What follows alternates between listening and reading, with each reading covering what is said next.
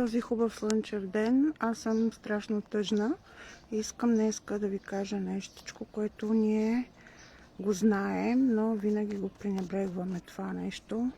Мислим си, че ще живеем с орлите, мислим си, че имаме много време, но вчера разбрах, че мой близък приятел е починал и ми стана толкова тъжно, толкова гадно, че се замислих за живота си, какво съм направила, какво не съм направила, дали имам време, нямаме време.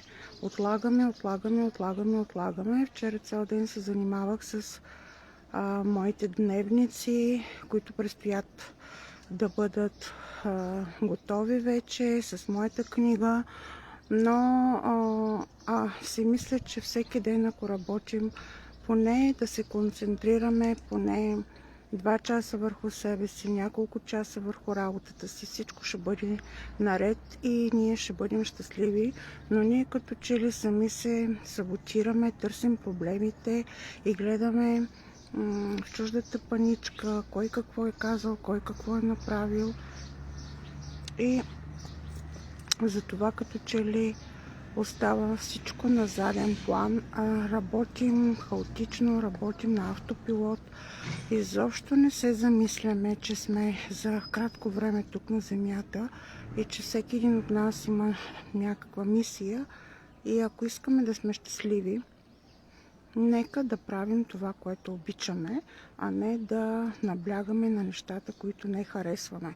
Все по-често срещам хора, които не харесват работата си, които са болни, но въпреки всичко не правят нищо за своето здраве.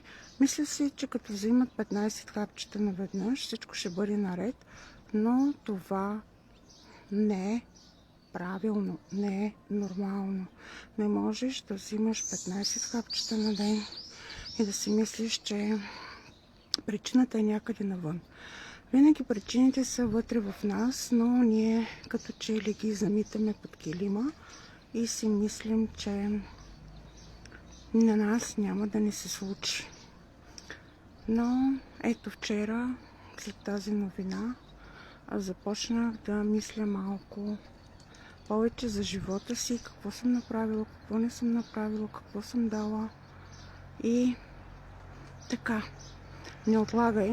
Най-важното съзнаване: направи нещо, което отлагаш още сега, веднага. Не го отлагай за утре.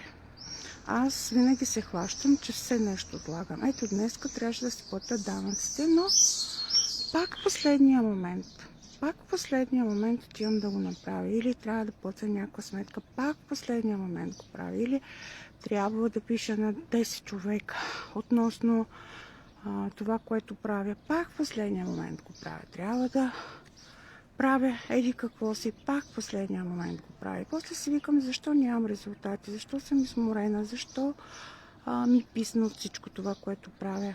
Защото правим всичко в последния момент. Защото сме притиснати понякога и прави го всеки ден по-малко и няма да се притискаш.